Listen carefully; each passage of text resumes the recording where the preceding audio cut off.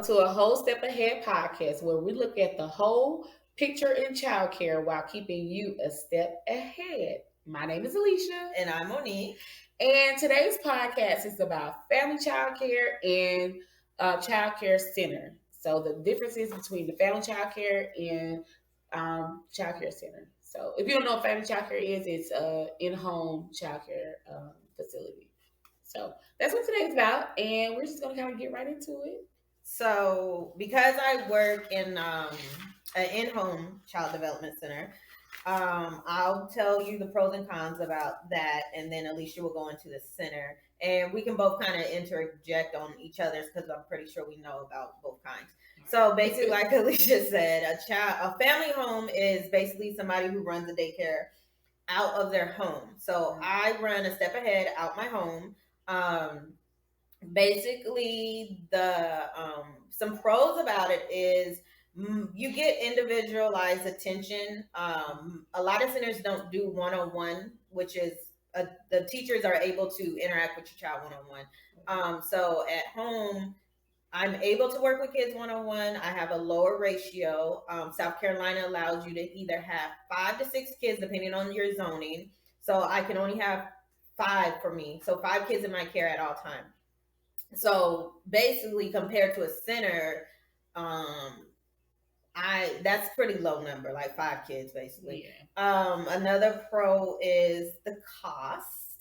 Mm-hmm. The cost can be depending on who in your area, in the area, yeah, in your state, and I say who as in some family homes can be expensive depending on what they're bringing, basically what's their qualifications, and then some can be pretty cheap because some people might just be doing it just to have a something to do. So I'll let Alicia do those 2 topics with the center so we can kind of bounce off. So with childcare centers, depending on how large the facility is, my facility is pretty large, considering the capacity that I can have. But right now we don't have as many. We're not at capacity right now. But usually you have a lot of like blanket teaching where everybody in the class is learning the same thing at the same time, doing the same thing at the same time, no matter what each child's level is. We don't do that at home, but that is something that you may run into. We try to individualize our teaching a little bit better, but most of the time when you're in a childcare facility or childcare center, rather, it is a lot of that blanket teaching. If you're 3, this is what you're learning. If you're 2, this is what you're learning. So, also, a lot of times in childcare facilities is the cost is higher, and usually that just comes from being able to pay for our children who are. That usually just comes from having to spend money on staff. You know, the overhead costs a little bit more. You pay for actual structure. You're not in your home, so there is no 2 different places you pay for if you're at family childcare home. But at a center, spending money because you got to pay for the people, and that's pretty much. All right, welcome back. So we got a little guest today. My son Kason is here with us. I'm trying to keep him at bay, but toddlers are toddlers. So also with the in-home is, we can say you don't have as much germs because there's not a lot of traffic. Yeah. With centers, you have different teachers, parents coming in and out. In a home, it's the same kids, the same people. So in my home, it's just me, and my kids, of course, my regular kids. But it's always the same things, and I can kind of regulate. But it also depends on the cleanliness of the facility, of the home. Right. So of course, as a parent, if you're looking into home, you want to go visit to make sure the house is decent, up to your standards. So if the person isn't as clean, you're going to get germs, basically. Yeah. They should be cleaning on the regular, of course. That's what you're supposed to do. But also in a home, it's their home. Yeah. So that all depends on the person. But in general, there is less germ exposure in a home. Yeah. At a child care facility, oftentimes, like if it's your first time working in child care or you haven't worked in child care long, they tell you you're gonna get sick when you start. Like it's your first, if you coming in your job, you're gonna catch a cold, you're gonna catch something, because there are so many children who have so many different backgrounds, parents that have so many different backgrounds coming in and out. You're just bound to catch something because you're in here with the kids, and children aren't the best at washing their hands when they're supposed to. They wipe their nose with their hand. They, germ magnets. So, but you also need to look for like those things when you are picking a child care facility. If you do choose a center, make sure and if you choose a center to work at, make sure you come and visit. Make sure you come in and look around, see what their or ask what their cleaning procedures are. Our cleaning procedures are written.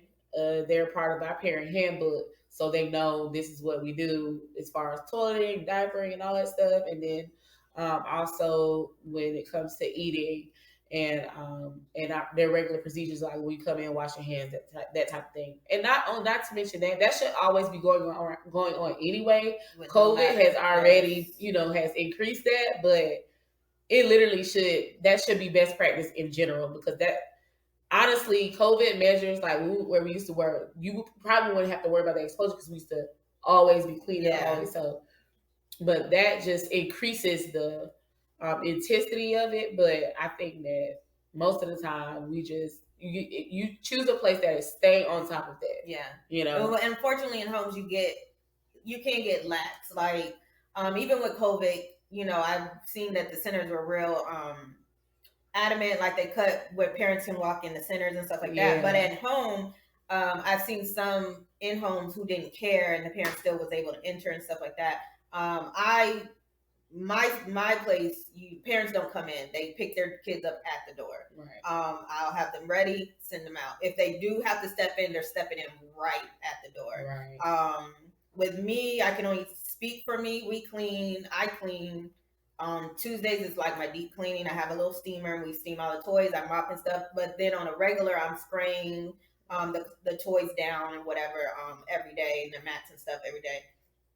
And also, I have a cleaning lady. She comes twice. She comes twice a month. Girl, I'll give you her number. She comes twice a month, and she kind of does a good cleaning too. Yeah. So, and I'm anal. Like, I'm particularly anal about smells, and just I want you to come into, and anybody doing it in home should want a person to come into their home and just look to see that they're clean. Mm-hmm. Because if they know you're clean, your house is clean, then more than likely you're going to make sure their kids stay clean and their kids are taken care of.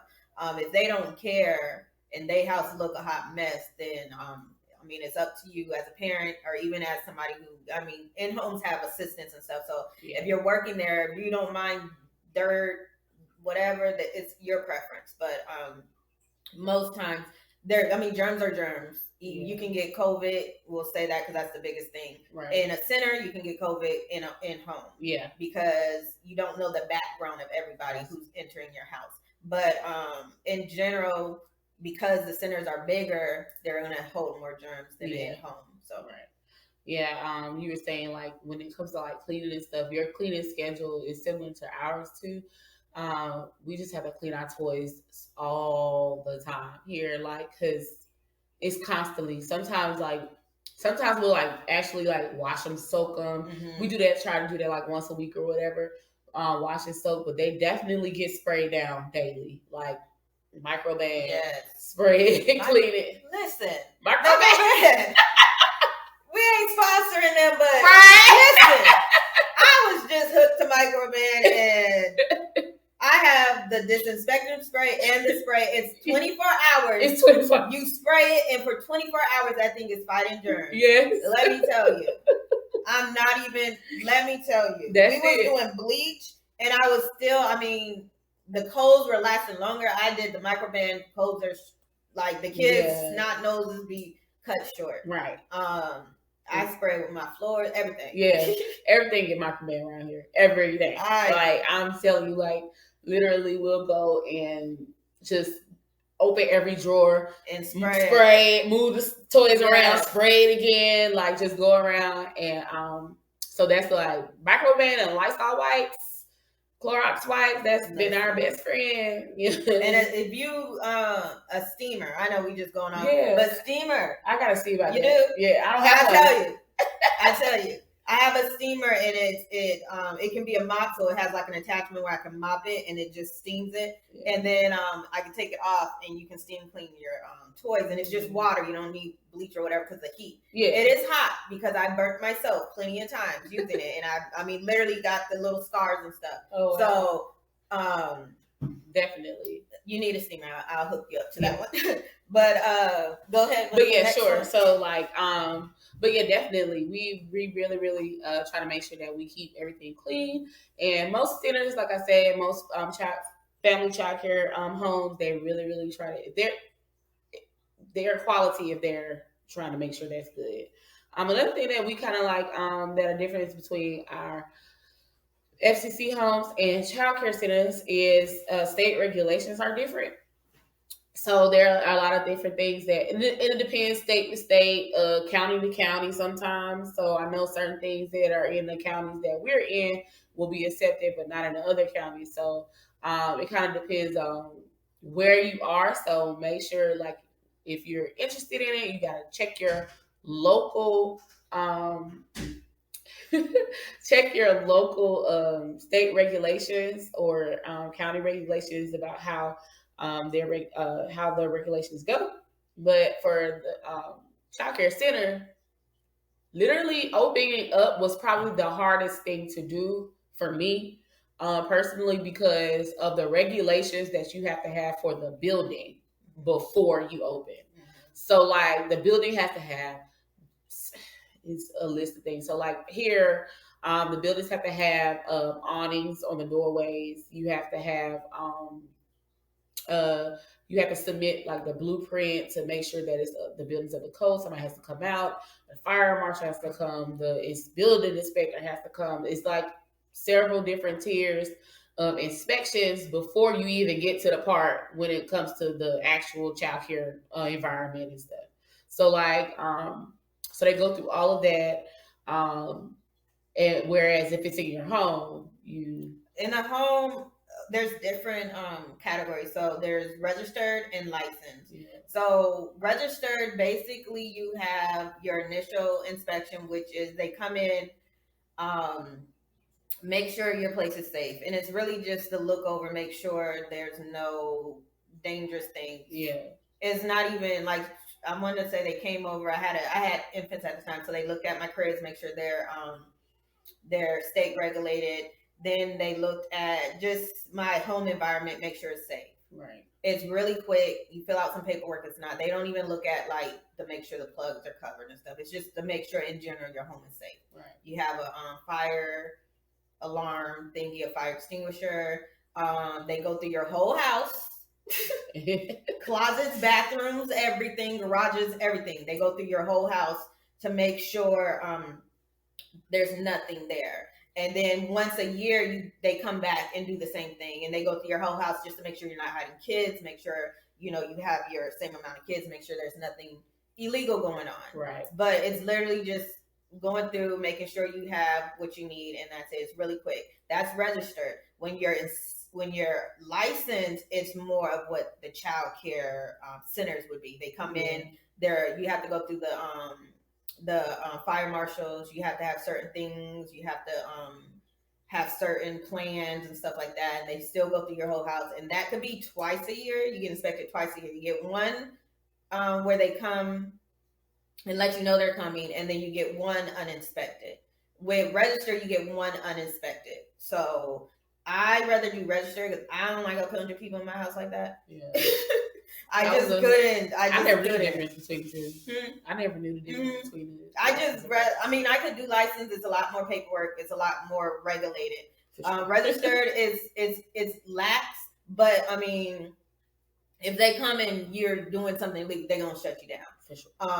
But mine was just like, I don't like people in my house like that. I mean, literally, she comes in, she's going through my kids' room, my bathrooms, closets, all that stuff, and I just be like, can you just hurry up and go? Right. Like, but I mean, that's her job. So sure. That's the difference with the regulation. So there is there you are regulated, but depending on which one you go on their license to register, it's just how in depth regulated. Yeah, I know that in this area, if you have a childcare center, you can be registered, but usually those are faith-based. Yeah. Yeah. So you can't, like, I can't, if I'm not faith-based, but I can't just be like, I want to be registered. I have to be a licensed center because, like I said, I told you all those regulations, they doing all of that. Mm-hmm. They checking all the rooms. Like you said, everything. So, but it's not too bad. They give you time to correct things. They do give you time, like before you open. I didn't have anything to correct, but they do give you, if you do have something to correct, they be like, okay, get this together, and then I'll come back in a week and then make sure. All the there is a registry, a South Carolina child care registry, where it lists every child care under the state's name, and you can go on there as a provider, as parents, as anybody, and you can go on that list and you can actually see. So if I was if I didn't have, like, if I was out of ratio, like she came and I had a child over, on my register, the parents will be able to see was basically, I forgot what it's called, and then it would be like over ratio. Right. And until I get it fixed, that will be under my name. Yeah. And so that's what anybody, and then some, you can go, and if that's a concern from you, you already know that, okay, she's known to have the over ratio. Right. Even training.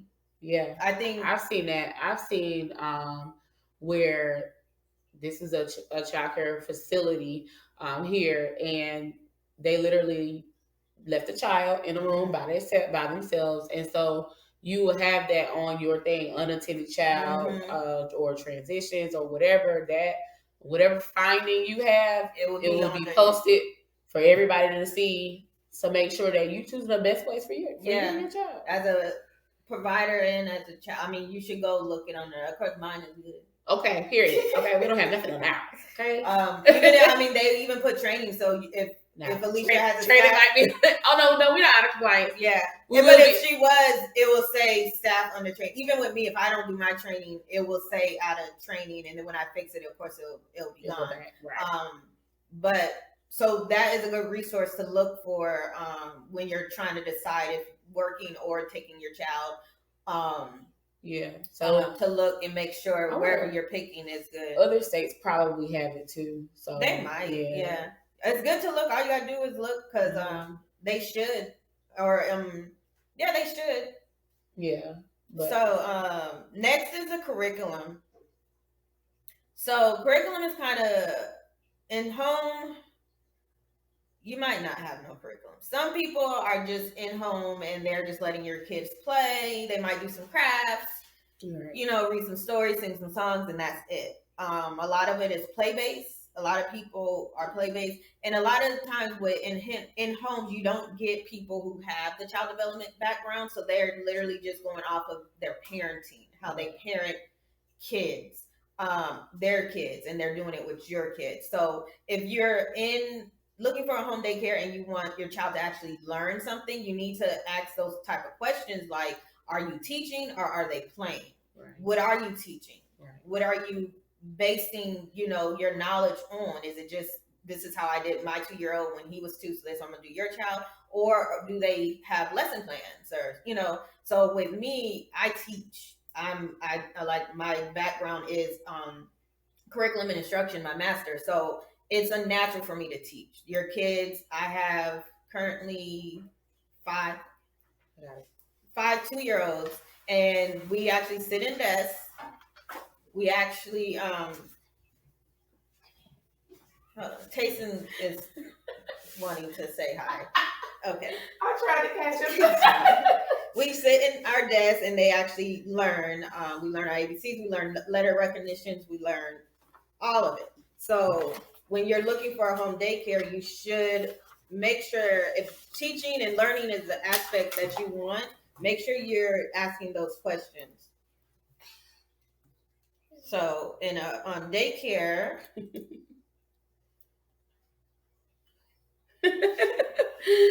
so like in a child care facility, I will speak on my own behalf. We do have a curriculum, and it is structured to a certain extent so that our children can be able to that we can teach our children the best way we can.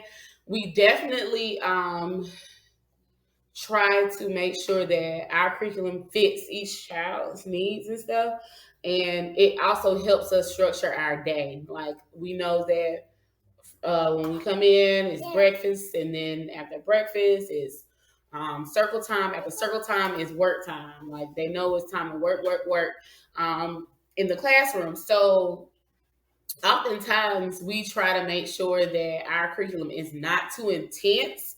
So because they're still young, they're still children, they're still little, they're still learning. We don't try to force education on them. So we try to make it that a balance between instructional and learning through play, because we don't want kids to feel any apprehension or anxiety towards learning.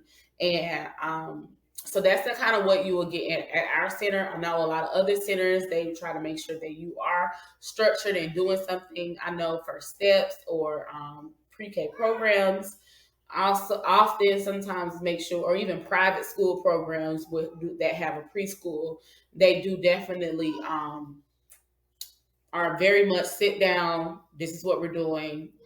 Do your work. No talking or no excessive talking, And I just feel like that's unnatural for my personal belief is that's unnatural for young children. And that if we do make have a balance between the structure and the play, that we can definitely become more successful with our children. That's just the main thing that we try to do. But also, when it comes to uh, a child care facility versus a family child care home, a lot of times you have a lot of backup care. So if I'm not here today, there's another teacher that can take over because it's a facility. It is a center. It is a place where people come to work. So another teacher can take over. There's usually enough staff. Lately, it's been hard for child care providers, but usually there's enough staff to take the place of another staff who is not there for their day, or who may be out or maybe busy doing something to help the center, or getting some work done, whatever may have you. You always have that backup care. So that is a pro for a child care facility. I know sometimes in family child care homes, if your teacher out, that's it. That's it. So with family homes, if the teacher is out, if they don't have assistants, and a lot of times, depending on the zoning, it restricts you from having an assistant or somebody who works for you. So if you don't have an assistant, like today, I'm off today. That's why we're here. But if a parent had to work, they have to have backup care. Yeah. We go on vacations. I need vacations just like anybody else. So if I'm out a week, the parent has to find somebody to watch their kid for that week that I'm out. Just as a parent, know the rules and regulations, as in what the family in-home person has in place. So what I have in place is, if I get 2 weeks out of the year to take a vacation, they're never going to be consecutive. So my first week might be during the summer, my other week might be during the winter. It just depends. And I give advance notices. Like I tell you, beginning of the year, I give you the first half of what I'm going to be doing up until July. So parents have a whole 6 months of this is what's going on. If something comes up, I give them at least 2 weeks to know. If I have a doctor's appointment, whatever, I give them a 2 weeks notice. But within that year, I don't get paid for vacations that I take. Right. So if I'm like, hey, I'm going on vacation here for a week, this is the date, they don't pay me because I feel like it's unfair that you have to pay me and then go find somebody else to pay. Right. Some people will make you pay still. Yeah. They don't care to hold that spot. I don't pay if I'm going on vacation. If I take more than 3 days out the week off, I only charge for those 2 days. Now, if your child is here for 3 weeks, if I only take, Thursday, Friday off, you gonna pay full price. Right. So know how they handle that. Definitely discuss with the provider what they are doing, even if you are deciding to be an employee. Like if you have an assistant, you need to know that person needs to know those policies as well. And you need to know how are they going to pay you if you decide to take a week off. And that's at any center or in home, but in homes are more different because they depend on the parents' pay. Right. And so as an assistant or as a parent, you need to know what is within the pay. So some might do by attendance. You might be paying them only if your child comes to the daycare. Some might do you're paying no matter what. I don't care if your child is sick. I don't care if you go out. No, you're gonna pay. So even today, my holiday is a paid holiday because it's just a holiday. Same here. I do the same thing. Like so here you pay for your slot. So if you don't show up, you still pay for your spot because that spot could be used for someone else who could be paying. And if you want to maintain your spot, and then this is a good facility to be at, you value your child's routine, progress, education, all those things, then you will, you have to do what you have to do. And my time is valuable. Amen. And I'm doing my best to take care of your children. So I deserve to be compensated. So do my employees. Amen. And that's just the way that is. And but not like you said, we do a lot of vacation time. So we do you can have a week vacation here or there, however you want to do it. We also, for our employees, they are a lot of vacation time as well. So however it goes, I don't have the specifics in front of me, y'all. I really don't know the specific. Just know we try to be accommodating. Most centers and families will be accommodating. Yes, but don't be with families. I see it. I haven't encountered it, but I do hear about like parents trying to come in and change things and regulate how they're running their business. Right. As parents, we need to remember it's a business. Right. It's not you dropping your kids off at somebody's house and they just watching. No, right. I have a business license. I have to pay taxes, right. all the above. It's a business. When I give you a contract, that's a contract I probably have to send to the state. They have to know about it or whatever. So when parents come in thinking they can you do this instead of this, or my child this and that? No. This is how I run it. This is how they're going to run it. And if you don't like it, you can go. Yeah. So find something that's more suitable for your lifestyle. We parents do kind of forget, like childcare in general is a business. So I know that's your baby and you want your baby to be safe, but you do have to trust that who you choose to leave your child in has the best intention for your child. And that's why it's best practice to not just find a place and put your child there. Find a place, research them, talk to people, go visit, read through the parent handbook. Read the parent handbook. Seriously. Because you will have your child going to the center for 6 months and then one day find out, you don't get this. I can't get this, or I can't do that. I can't feed your child this. Yeah. Well, I didn't know. Well, it's in the contract that you signed that I gave to you that you should have read over. Exactly. So you want to make sure that you are definitely making sure that you know what's in the contract. And even sometimes we haven't come into this situation before, but sometimes your child care facility will make special accommodations. Let's say if it's a dietary, we don't do. I know there was a center that we will accommodate for food allergies, but we won't accommodate for religious beliefs. So you come in, you have a food allergy and you say your child can't eat this because this and this and that, blah blah blah. Okay, great. But if you come in and say we don't eat pork, well, we're going to serve your child pork on their plate. It's up to them to choose to not eat it, or the teacher, to be like, oh, you don't eat this. And you don't want that. That's not, well, I don't know, you may do. But, as a parent, I wouldn't want to put my child somewhere that my beliefs weren't being accommodated, So you do, just wherever you pick, make sure it's right for you. We're not saying like family home is better than center is better. We just want you to know the pros and cons of both, and so you can make your judgment. Yes.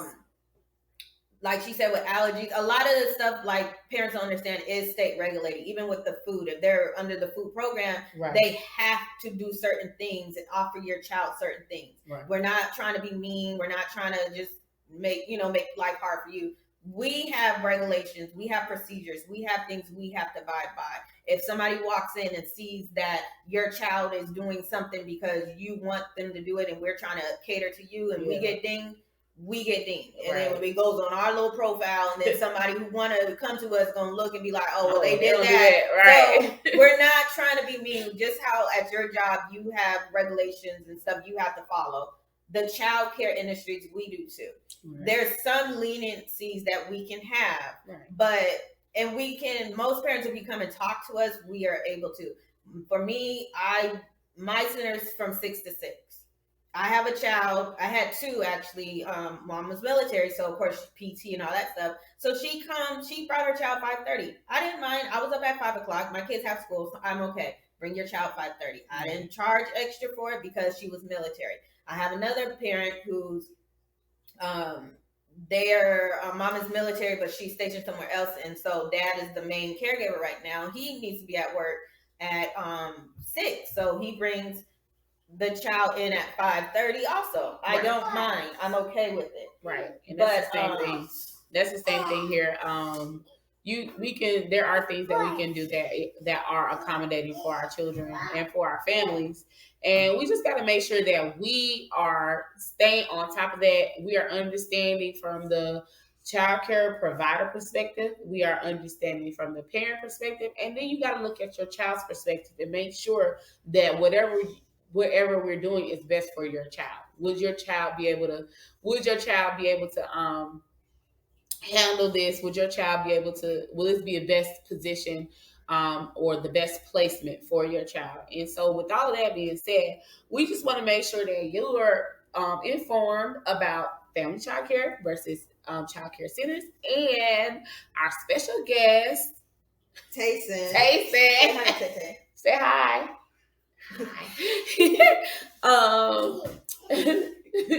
See, he's experienced a child care center right now, and he's used to a home family. Right. he don't know the difference, right? He's overwhelmed. Right. So, but with that being said, you know where to check us out. If you have any questions, or comments, or reasons why, you could definitely contact us at a.wholeway@gmail.com. You can find us find me at Whole CDC on Instagram and Whole Child Development Center on Facebook. You can find me at A Step Ahead on Facebook and Instagram. Right. And you can check out the podcast on A Whole Step Ahead podcast on Facebook and other platforms. So thanks for listening. Bye. Bye.